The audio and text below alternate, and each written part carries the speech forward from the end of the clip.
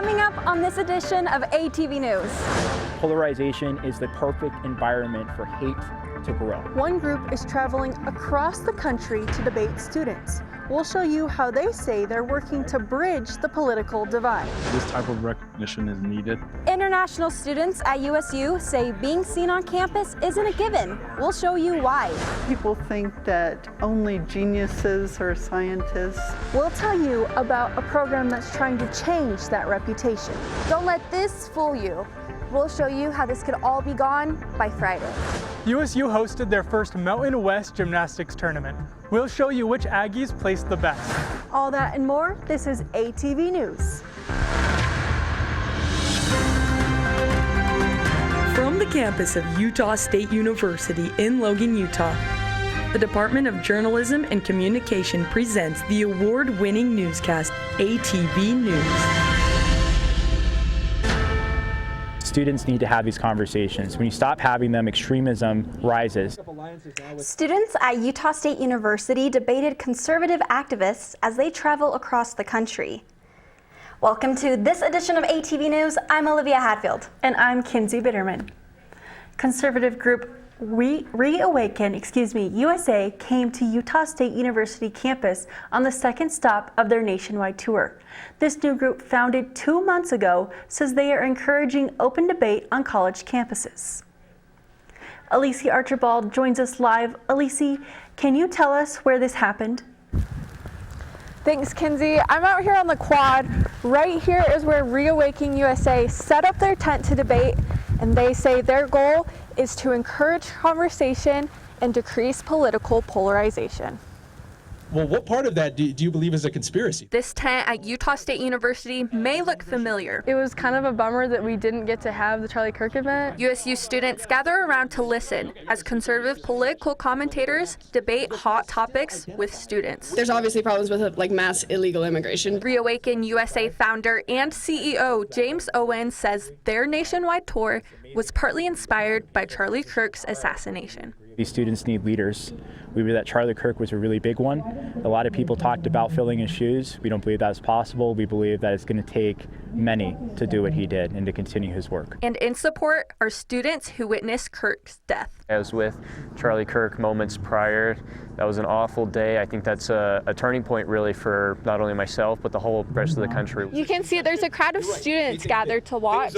Anyone can come up to the mic right here, and their main topics to debate are abortion and gender ideology. This isn't people being confused, right? We start every video with them talking, so their beliefs can be heard. Some USU students say they support the idea. Without opinions and differences, there is really no way for our country to move forward. I think it is good for people to challenge their minds. I think it'd be so entertaining to see more. If people don't want to speak, they don't have to. They can easily walk away and just not involve themselves. So others say it's just for clicks. In my opinion, abortion is murder. I feel like these are helpful for the individuals here, but not helpful in an overall political climate because of the social media bias. I feel like he just wasn't ready to debate me on the topic that I wanted to talk on. One person here was for sure in good faith, one person for sure is not. Even though he says the discussion may not be genuine. This is all just for sport and for cheers.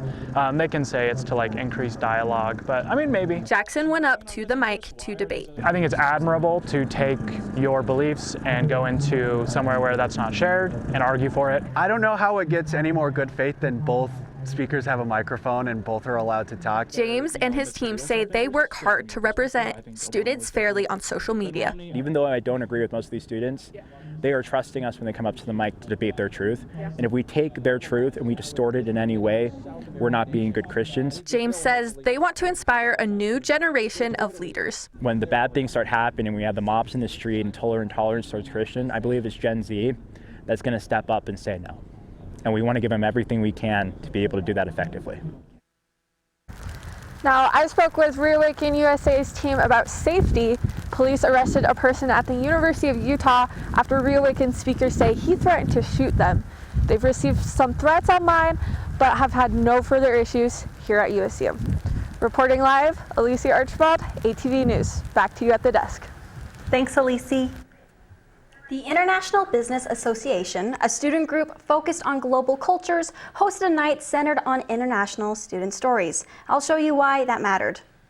As we get started, Students filled the room, listening as international peers shared their stories. probably the most popular event of the year.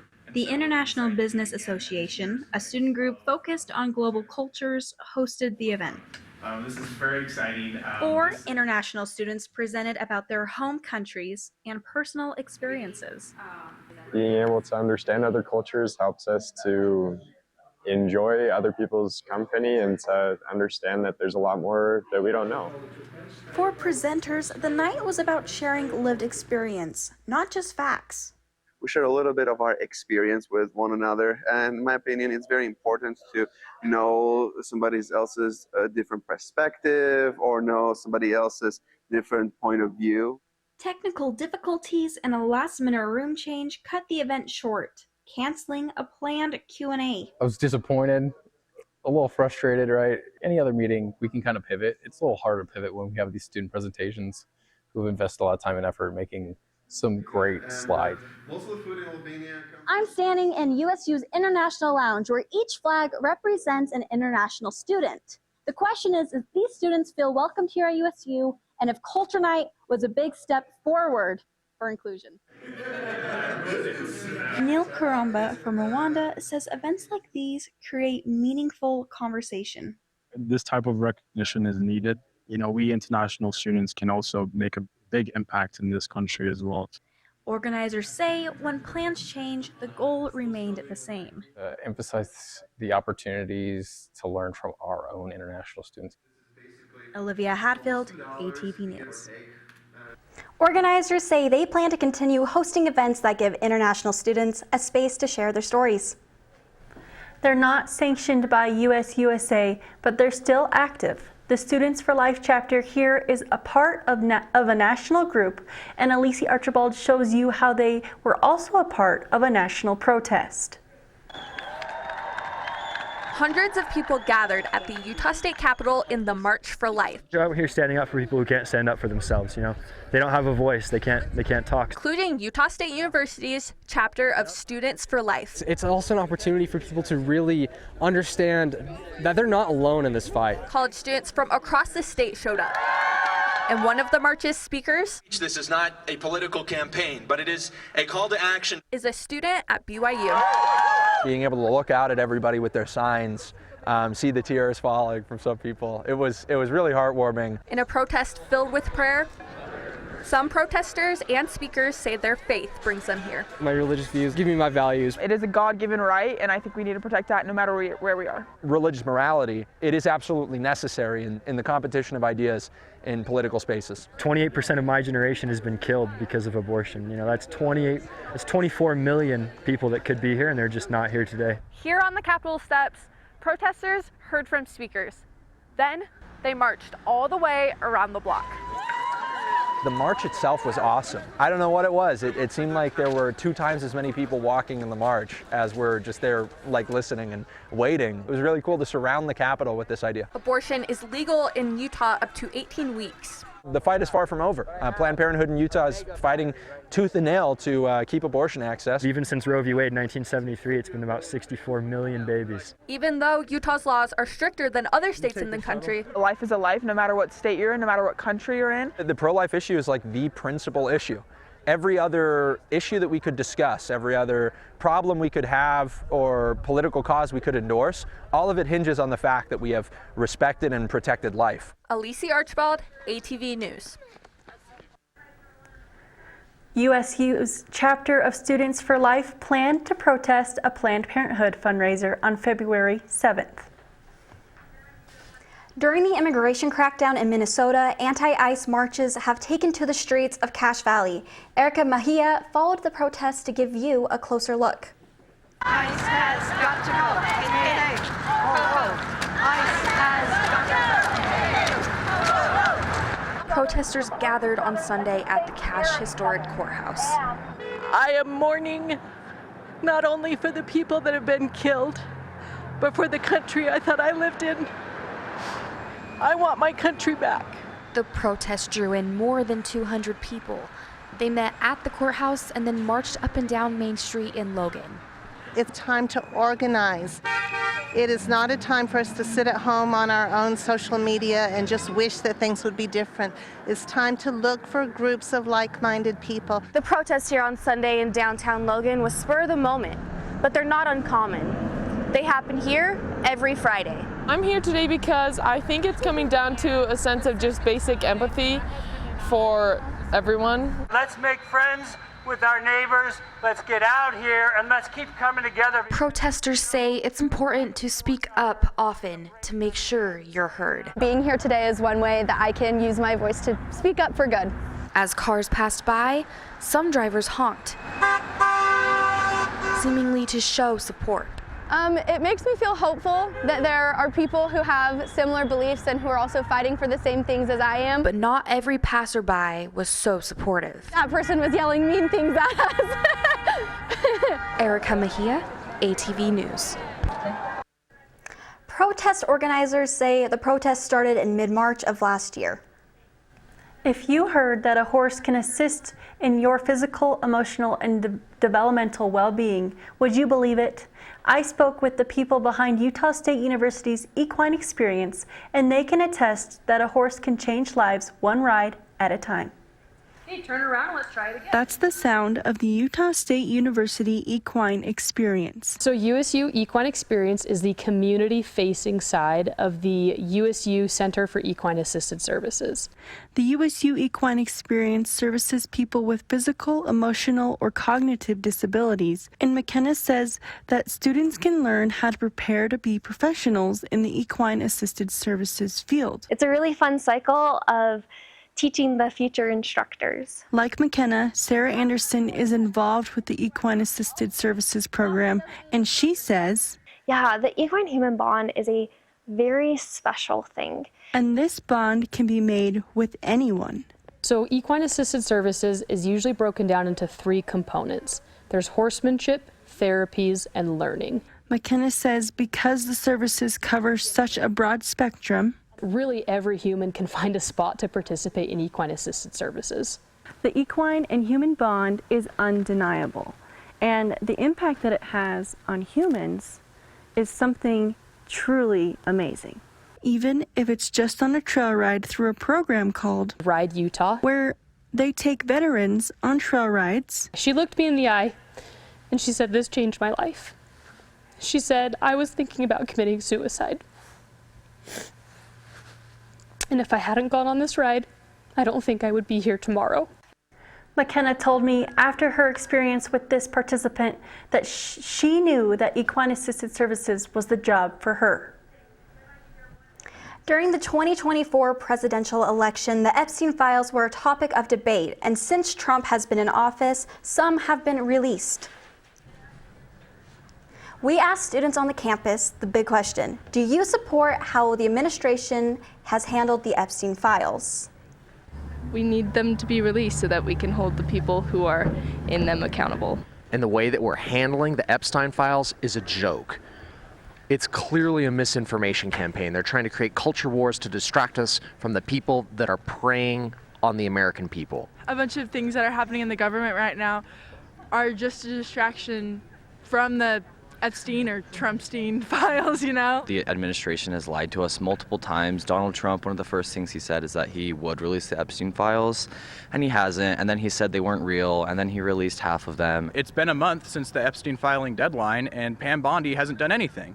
And she said, "Oh, well, you could just kiss my butt." It's not as if they didn't fulfill the promise, but like releasing all the black pages and taking so long to do it is just such a break in trust. They're released. I don't think they actually are because they're all blocked out. If you were actually going to release things, I think it needs to be visible. We talked to 14 students, and no one said they agreed with how Trump's administration has handled the situation.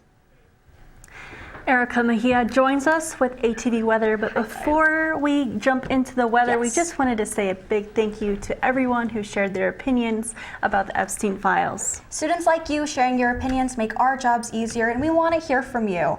And our reporters did say Monday was a bit warmer than it is today, right, Erica? That is true. Yeah, it is freezing outside. Let's take a look at the current temperature. 41 degrees with snow piling up. Yeah, looks really cold. Thank you. We'll be right back. So it's been like a big blessing for them to have something really close. Store in Cache Valley has been a blessing to the community. We're definitely filling the void here in Logan with fresh and delicious food. There is a new restaurant in the old fire station. We'll show you why the founder teared up. I can't help but think of forever when I think of in dreams and in love. There are no impossible. If I know what love is, it is because of you. You are my heart, my life, my one and only thought. I know that I'm falling in love with you. That's Bistro, The Junction, Noni's Cafe, USU Dining Services. Love you can buy.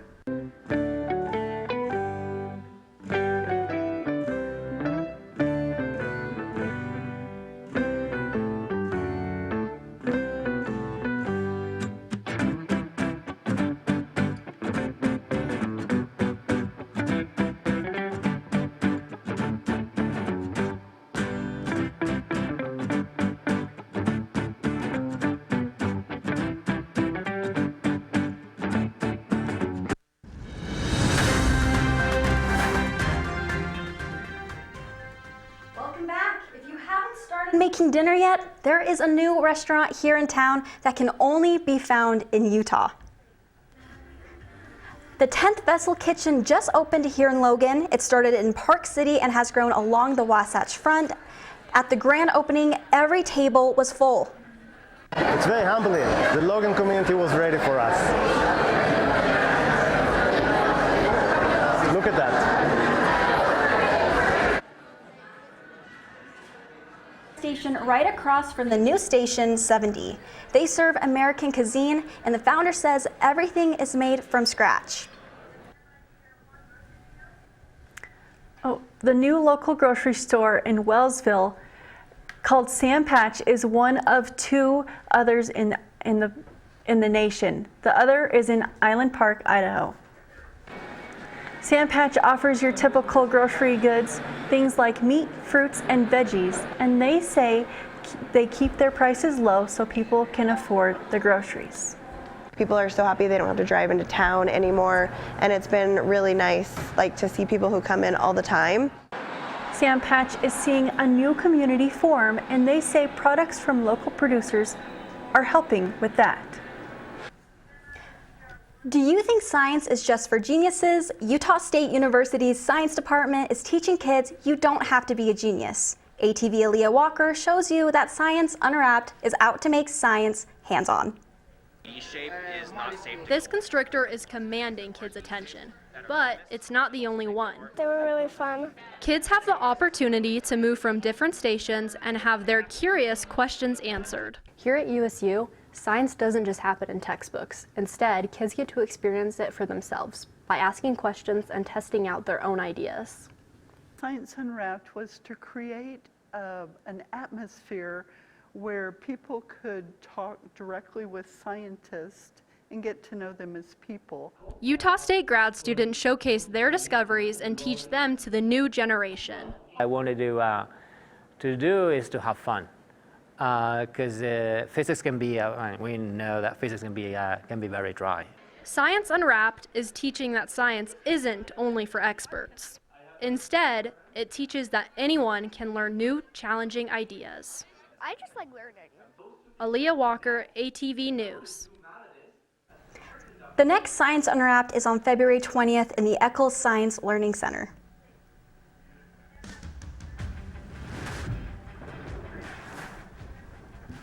Let's take a look at the forecast.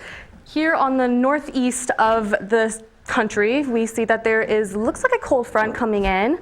And if we take a look on the west, same thing. It is the season for that. Next up is state radar. Okay, perfect. And then right now there is a storm coming, or right now there is a storm, as we saw earlier on the cameras. Looks pretty snowy. Maybe those people who like to ski or snowboard, they're probably very happy right now. And 7 week forecast. Here right now, as we saw, it is snowy and freezing probably. High 41, low 23. And then tomorrow we have cloudy, high being 40, low 26. Friday, Saturday, and Sunday, highs are around 45, 52, and then lows are 28 to 33. And if we take a look on Tuesday, it is a sunny day that day. You're all Thank you, Erica. That was Erica with weather. Yes, and we also have Jackson Day with ATV Sports up here. You know, I'm a little conflicted. I mean, I would love to have a little bit of snow, but at the same time, it's so nice not having anything to shovel. Yeah, it's so nice, and it's also nice that we don't have to penguin walk across campus. Yeah, might tonight. It looks like there's some snow coming in. Mm-hmm. Yeah, even though today when I walked to campus, I wasn't wearing a coat because I thought it was that warm. I'm now regretting that decision. I think that's absolutely crazy, and especially if you plan on going to the game tonight, you will want to bring a coat. Coming up in sports. I was proud of the team overall. I think there's just a big fight to win. We'll show you how the Aggies scored at their first Mountain West meet. The whole point of clubs is just for students to find community on campus. Sometimes things don't go according to plan. We'll show you how this USU club made the most out of the situation.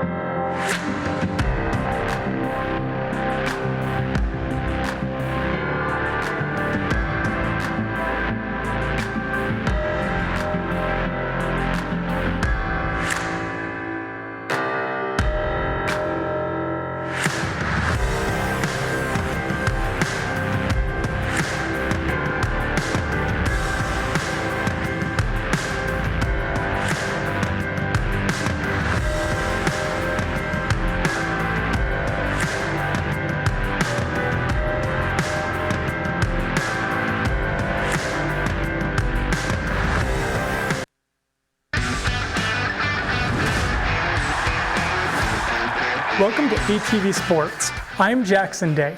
Starting off, the USU gymnastics team hosted San Jose State Friday. This was the team's first Mountain West competition of the year. On bars, junior Sydney Jalen tied for first with a score of 9.850. On beam, Jalen and sophomore Kaylee Meterani each scored 9.825, tying for first. On floor, junior Isabella Vader scored the highest of any event and took first with a score of 9.875. Vader says she's proud that despite struggling on the bars, the team was able to bounce back and finish on top. When we all are united and cheering and super positive, we just do better overall. And I feel like I can feel the drive to win every single time, and yeah, I feel like that's when we do our best. The final team scores were 195.050 to 194.675. This win gives them a 4-1 record overall, the team's best season start since 2022. Men's tennis won their match against the University of Montana 4-3. Their match on Friday against Northern Arizona will be their first here at home. Men's basketball beat Colorado State in Fort Collins 65-61 Saturday. They play the University of Wyoming tonight at the Spectrum at 7. In women's basketball, the Aggies faced off against the Wyoming Cowgirls twice this week, first on the road, then at home. In Laramie, 3 3-point shots like this from Jane Rumpf gave the Cowgirls an early 9-point lead. Then Elise Livingston rushes in and gets a layup to score the Aggies' first points of the game. From there, the Cowgirls keep the lead with mostly 3-point shots like this one from Caroline London. The Aggies mostly scoring from inside the arc with layups like this from Angela Marojevic, only briefly dropped more than 10 points behind. A long pass from Aileen Peterson and a buzzer-beating shot from Simmons ends the first quarter, UW up 18-11. The Aggies open the second quarter with Alea Gaines rushing between 3 defenders to score. Heider Karlsdottir intercepts an Aggie pass, but the Cowgirls weren't able to capitalize on it. And we see the same story again on the Aggies' next shot, as Karlsdottir again steps in, gets the ball, but isn't able to score. A bad pass from the Cowgirls ends up in Marojevic's hands, and then, eventually, the basket. And after some back and forth scores, we see one of the Aggies' 21 forced turnovers as Bella Cosme rushes the ball down the court, passes it to Livingston, and scores. With seconds left, Peterson falls as she shoots a buzzer-beating shot, ending the quarter UW up 27-24. In the third quarter, even when surrounded, the Cowgirls are able to break through the defenses and score. Looking at that again, there are 4 Aggies in the way, yet Peterson's able to pass right through them, and the Cowgirls end up scoring the next 12 points. A pass from Rachel Wilson puts Marojevic in position to score the Aggies' only points of the quarter. Another UW layup ends the quarter 43-27. In the fourth quarter, the Cowgirls make 3 shots to score 6 points before Marojevic makes the Aggies' second three-pointer of the night. Interceptions like this one from Rosello Lopez keep the teams at an even pace as they take points back and forth. Even in the last minutes of the game, the Aggies keep fighting as Karen Sanford passes to Wilson, who scores their final points. The final score was 63-51, but there was still another game to play. In the first minutes, plays like this first basket from Wilson give the Aggies a 9-point lead. This turnaround shot from Peterson puts the Cowgirls on the board, and she turns around the game by making multiple shots before the end of the quarter. Peterson was the game's highest scorer with 17 total points. By the end of the quarter, the score was tied at 10. In the second, Logan LeVar made this layup and the next one to put UW up 4. Then Sanford, who was one of the Aggies' top scorers at 12 total points, scored. But with a steady combination of three-pointers and powerful drives like this from Aurore Anyongo, the Cowgirls took a double-digit lead, ending the second 29-18. Only a minute into the third, with shots like this one, the Cowgirls score 5 points. After a timeout, the Aggies seemed to be invigorated, and Livingston made this jump shot to score. Then Giles passes to Sophie Sen to score, and the same combo again acts, this time from the 3. Giles led the team in assists, and as we see here, made plenty of shots herself, tying with Stanford for the top scorer. With Giles doing a lot of the heavy lifting, the Aggies get 7 points away from UW's lead. UW kept ahead though, and the third ended 49-39. In the fourth, it seems the Aggies still have a chance as Sanford puts the Aggies within 6 points of the Cowgirls. UW keeps up the heat with shots like this fake from Egano, pulling further ahead to win the game 74-56. The Aggies took on Grand Canyon University this afternoon and lost by 20 points. The final score was 68-66. Their next game will be Saturday in New Mexico. Yes, thanks, Jackson. And if I'm not wrong, they're new to the conference, right? Yes, Grand Canyon University is new to Mountain West Conference, and even then, they still just blew us out of the water. Wow. Yes, well, hopefully the boys can get a W in their book tonight. Yeah, and for our next story, you know those books you read that gather dust? One campus club is trying to get you to trade them in. ATV's Cadence Mitchell takes you to the latest book swap. It looks like it's all for fun. If you read the room at the Thursday night book swap, the Sustainability Club put it on for you to read something else. We wanted students to come, bring any books that they have that they've already read that they don't want to have anymore. After, they can grab something new to take home. I came to swap out some books. Instead, I came to swap some stories. From book swapping to chatting, Thursday night went from knowing no one to meeting everyone in the room. Because the whole point of clubs is just for students to find community on campus. Most people who came to the book swap weren't members. I think it brings out your eyes. It's really nice that we have a lot of new people who come in. Chatting with people seemed to be the biggest highlight of the event. It's always a good time when I am able to make it. The people were outnumbered by books, 12 books to 5 students. Cadence Mitchell, ATV News. Yeah, the people were outnumbered by books, 12 books to 5 students. Thank you for watching this edition of ATV News. You can watch this and other editions on our Facebook page. Have a great week, Cache Valley.